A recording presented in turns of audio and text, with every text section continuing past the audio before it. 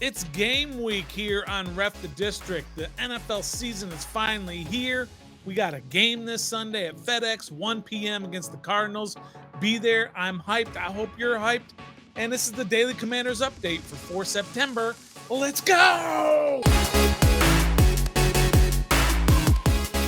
Greetings and salutations. Welcome to your Daily Commanders update here on Ref the District. We are a part of the Believe Network. I'm the Stoner.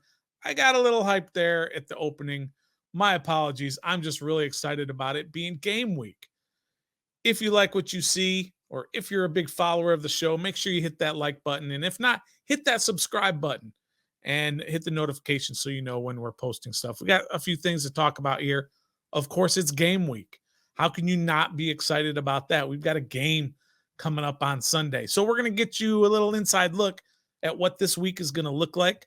We've got some injuries. Actually, we don't have injuries to report, but we're going to look at injuries that are going to be concerning. We're going to talk about what this team needs to do to have a successful season and what does a successful season look like. And Mina Kimes, who is a fantastic creator, she's on ESPN now. I believe she had some offensive and defensive sleepers. We're going to look at those as well. And don't forget to hit our poll question on the community page in YouTube.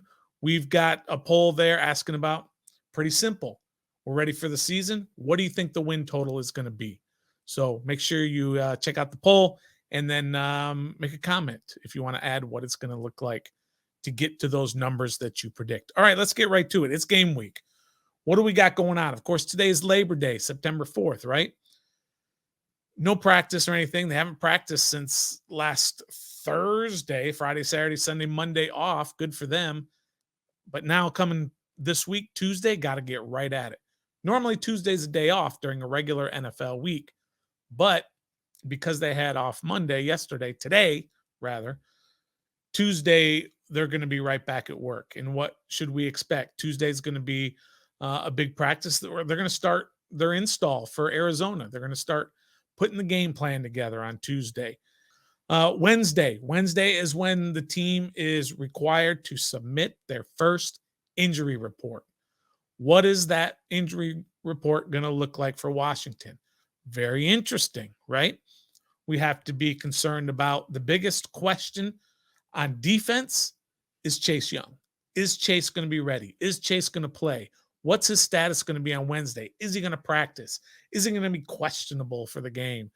Is he going to play on Sunday after this stinger, the world's most severe stinger in the history of the NFL? He got it in the first preseason game, the first drive, and really hasn't had much contact since then. He has been doing individual drills and team drills, just no contact. So we're going to see what Chase Young's status is on Wednesday when it's required. Ron is required on Wednesday. He's been very vague, not answering questions. Remember, Chase went to the doctor like a week ago, and they said we're going to get something back from that. Never heard anything on that. They asked him again about it last week, and Ron's just like, just don't even ask me. I don't have to report it till Wednesday. I'm not going to report it until Wednesday. So Wednesday, we'll look for that. Of course, on the offensive side of the ball, what's Terry McLaurin's status? I think we all agree he's probably not playing. Maybe you don't need him against Arizona, although this is the NFL. Those guys get paid too on the other side.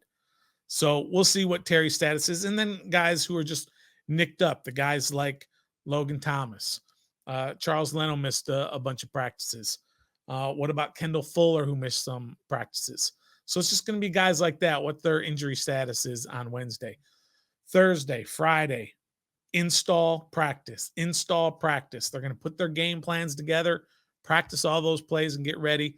Saturday, normally that's a travel day if you're on the road, but it's a home game, so they will just be doing walkthroughs and just any last-minute changes and everything, getting ready for Sunday. Okay, so before we kind of get into Sunday, we'll have a lot to get into on Sunday for Sunday's game. We've got, of course, your Daily Commanders update Tuesday, Thursday, Friday. We'll have that for you. Wednesday is our live show, 7:30 p.m., YouTube, Twitter, and Facebook. And then Saturday, we'll have our preview with our Believe in Cardinals friends. We will be talking to them, Jordan Adams and Ed Smith, former NFL tight end Ed Smith, who is the uncle of current NFL tight end Irv Smith Jr. Irv Smith Sr.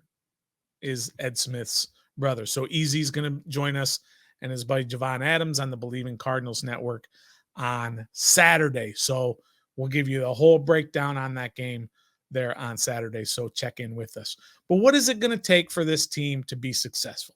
And what is successful? Like I said, head over to the community page on YouTube and put in what you think this team's going to win, how many wins they're going to have, and what does that look like? If you say it's going to be less than 5 wins, why do you say that? So go ahead and put that in there. I'm going to give you just a few very important things that need to happen in order for this team to be successful. And if these things happen, watch out for this team. First of all, we'll start on the back end of the defense. Emmanuel Forbes was brought in here to be a field position changer, a game changer on defense, to make those plays that change the course of a game defensively. Washington was top 10 in just about every metric in defense last year, except takeaways. Takeaways is where they lacked most. That's why they drafted Emmanuel Forbes. He had 6 pick sixes last year. 6. So they're going to look for him to do that for this team in order to climb that takeaways ranking, because obviously takeaways can change the course of a game, can change field position, all of that. So can he do that? Can he make that big change? On the line, Montez Chase. Can they be game wreckers? We've been waiting for this duo for years to be able to finally wreak havoc on the offense of the opposing team. We've been waiting this forever. We went to training camp in 2021, and Chase and Montez stood out there. They had the social distancing because it was still kind of the end of COVID there. And they stood out there and they told everybody who would listen, we're going to break the sack record between 2 guys. And that sack record for players is like 40 something, or maybe it's 38. Can't remember what the exact number is. They don't even have that many combined in their careers. 4 years and 3 years for each of them combined. So when are they going to be able to do that? When are they going to be the game changers, the game wreckers on defense coming off those edges? Is this the year they finally do that? Over to the other side of the ball. Can Eric Bieniemy scheme up that offensive line, which we all know is a little bit shaky? Can he scheme it up so that they're not as exposed as they otherwise would be? Last year they were exposed. Why?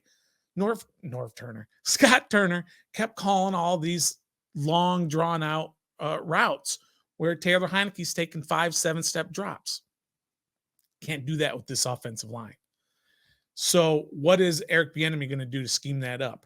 Quick plays, move in the pocket, screen passes, all that good stuff. And, of course, they have to be good again on the run with the run game to make sure that that's keeping the defense off balance. So be looking forward to that. From the tight end position, is Logan Thomas going to be healthy enough to make a difference? A few years ago, he made a difference from the tight end position. He hasn't been the same since. But if he can't do it, can Cole Turner do it? Cole Turner has been spectacular for 2 consecutive, wait for it, preseasons. I get it. It's not the regular season. It's preseason. But can he be that guy that he showed? Can he live up to the promise? Sure, he was a 5th rounder, but those 2 preseasons, he's been awesome.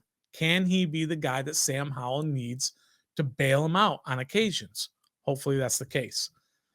And then, of course, the biggest question mark of this whole team, nobody even questions whether it's a question mark or not, and this is Sam Howell the guy.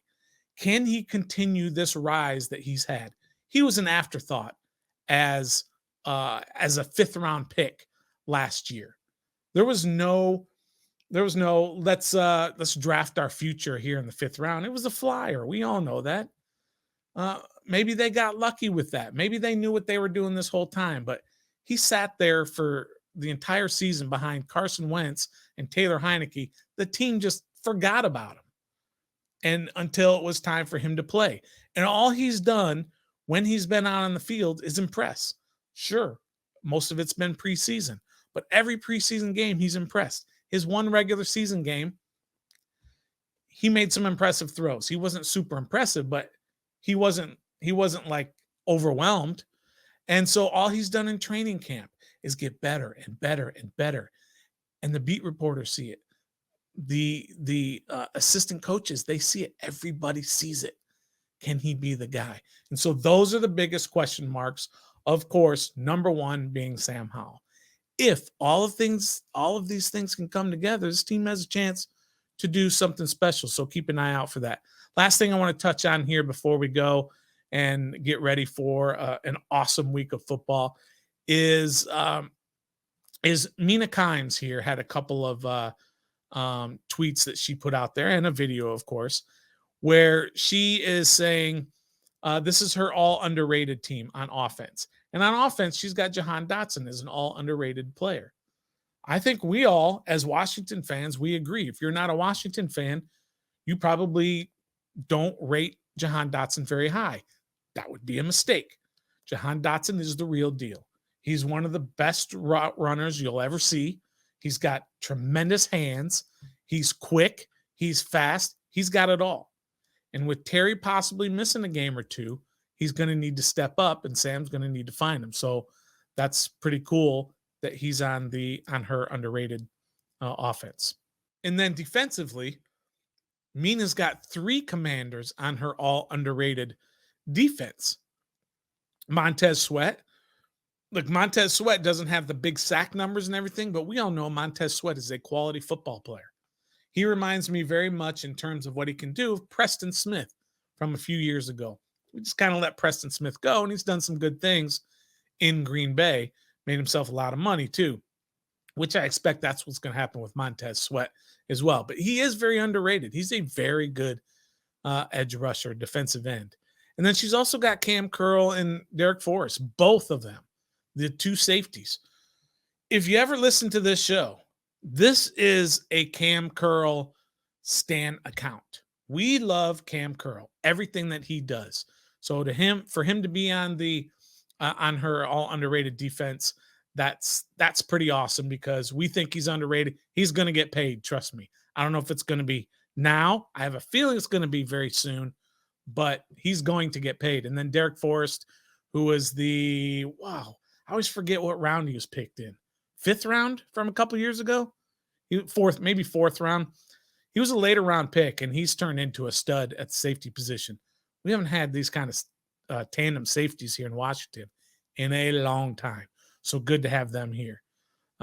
So that's Mina Kimes' all underrated team on both sides of the ball. You got 4 Commanders who made that, and that's pretty awesome. So that ought to wrap it up here for the Daily Commanders update here on September 4th. Again, make sure you hit that like button, hit that subscribe button. We're here all week. We're here every week. Tomorrow, Daily Commanders update, 7:30 p.m. Wednesday, live flagship. Stop by. If you haven't stopped by for a live show, it's awesome. 7:30 p.m. Thursday, Daily Commanders update, 7:30 p.m. Friday, Daily Commanders update, 7:30 p.m. Saturday, game preview with our friends from the Believe in Cardinals show. That'll be Saturday. Guess what time? 7:30 p.m. And then Sunday, watch party live. We start at 12:30 and we go all the way till the end of the game. And we do a play-by-play, analysis, reaction, all of that. Watch the game on your TV with us, and we follow along and just have an absolute blast. Please do that. Come on, stop by. We appreciate all of you all. Again, make sure you hit that like and subscribe button. And until next time, be a fan.